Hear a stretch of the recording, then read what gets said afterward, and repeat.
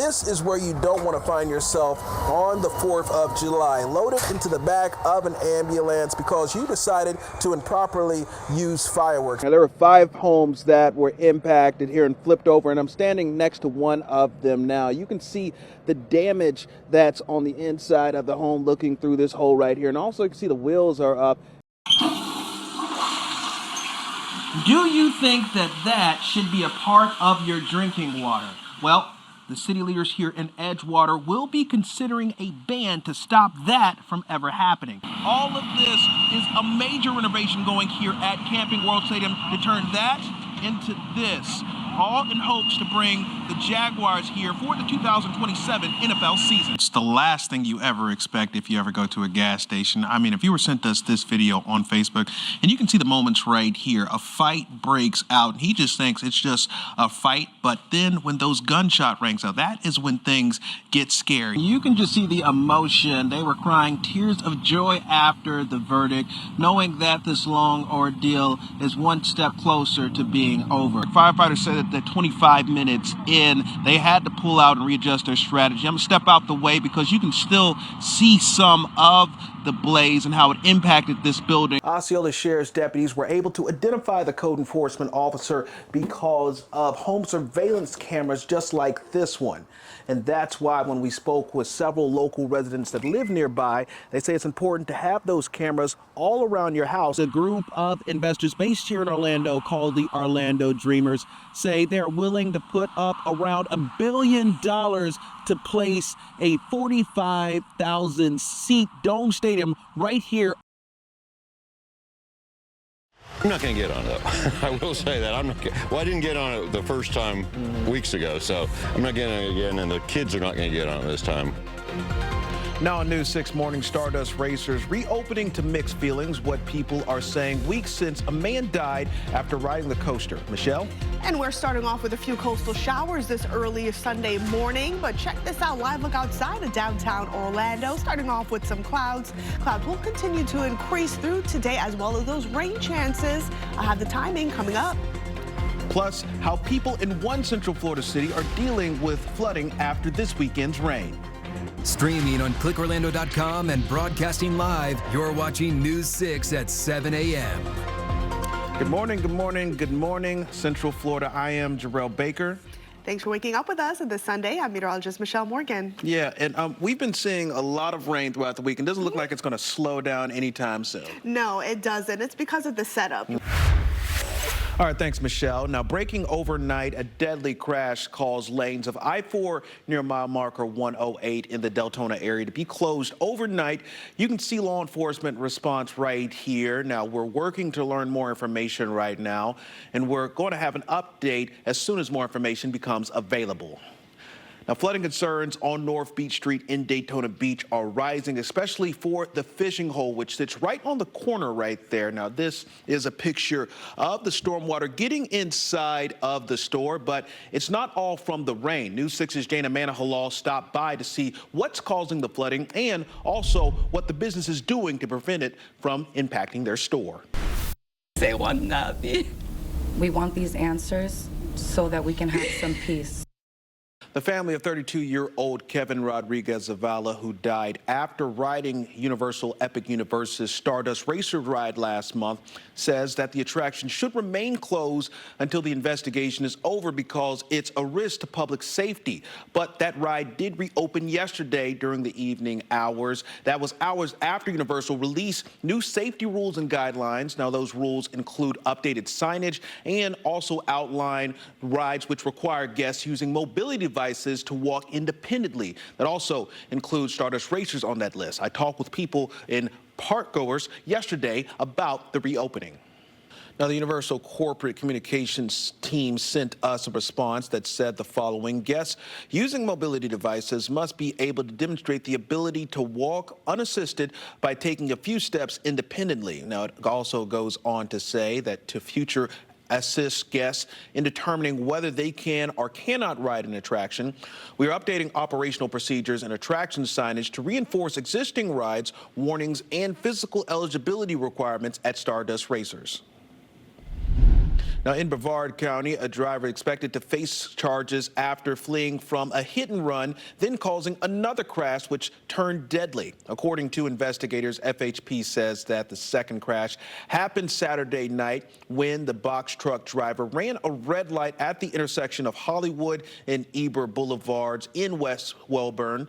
Now, investigators say that he then smashed into the side of another car, killing the driver, a 67-year-old Melbourne Beach woman. 3 other vehicles, which were also stopped in the northbound lane, were also involved. Now, none of those people were injured. We're asking questions about the 26-year-old driver and the charges that he's facing. Now, we are entering another week of the government shutdown, which seemingly has no end in sight. Now, CBS News' Christian Benavidez explains what's being impacted so far. Tell me why it ain't nothing but a heartache. Everybody know that song. Who would have thought right here in our studio? You need to sign up. I do. Hey, if y'all looking for someone else, because, you know, I'm here too. Y'all were here a few years ago. If you need someone, I'm here. He's here, and he's willing. Yeah, I'm willing. That's good. I'm willing. You know, it's so interesting how much history that has been here at News 6, and then you look back at it and see what was going on. It's just so interesting to see. The Backstreet Boys here. I know, That's legendary. All. Exactly. So I know that we are getting into some rain. Nothing catastrophic, but it is something that, you know, people should be aware of. So yesterday we saw a good soaking rain in many locations. Take a look at this video, Eric. This is our interview right here, and you can see a vehicle right there doing the same thing, and there were multiple vehicles also making this dangerous move, which put him, Tristan Johnson, and his friend at risk, and that's why the 12-year-old is sharing his life-threatening experience to stop others from doing the same thing. This is video capturing 12-year-old Tristan Johnson's split-second decision to pull himself and his 13-year-old friend out of harm's way to avoid the car illegally plowing into their lane on Bluegrass Boulevard in DeLand. What was that like for you? It was scary. I wasn't expecting it. Tristan says Thursday the two sat at that stop sign nearly 30 seconds beforehand on their e-bikes. He didn't have a blinker on, so I didn't know if he was going straight or doing a turn. He says the driver stopped and confronted the two boys, allegedly accusing the teens of cutting him off. Tristan's mom, Bonnie, was outraged after seeing what happened. There is no value you can place on your child's life when someone is driving as erratic and carelessly as that driver. Neighbor Andy Pipkins caught it all on his security camera. It seems like the stop sign's optional. He says people make the same mistake constantly at that intersection, a problem we saw multiple drivers make in real time.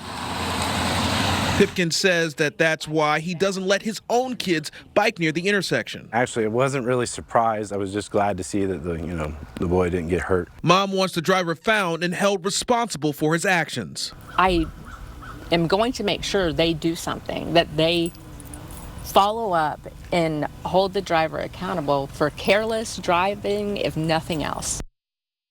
Now, Tristan and his mom claimed the driver was texting and driving, and the e-bike that was ran over was damaged. And that leaves several questions. Who's going to pay for that damage? And also, how will that guy be held accountable, or that person be held accountable? DeLand police say they plan to follow up on Monday.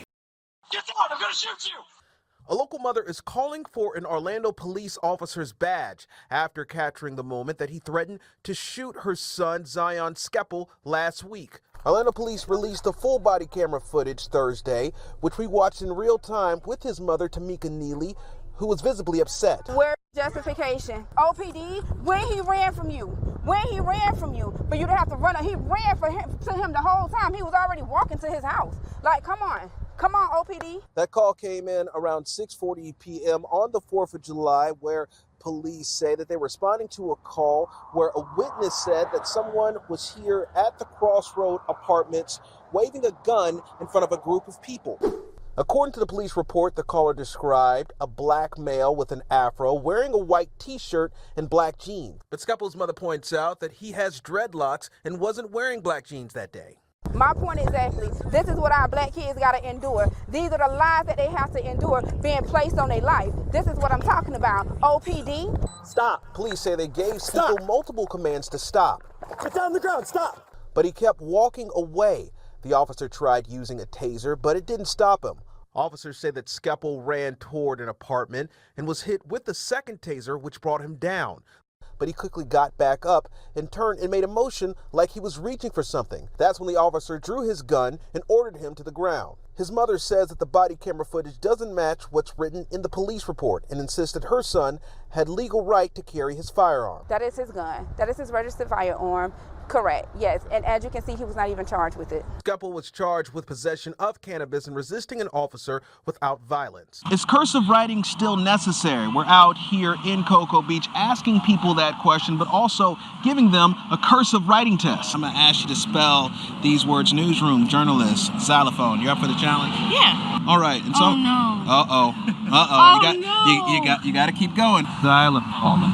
Okay. Sorry, I'm making more of this. As good as it gets. When it comes to cursive writing, do you think it's kind of important to still teach in class? Do you think it's still necessary? I think it's very necessary. I think that the kids need to learn it and need to know how to read it. I learned cursive 3rd through 5th grade, and I still use it now, and I think it just looks better and on checks and things like that. In a world glued to screens, cursive just isn't handwriting.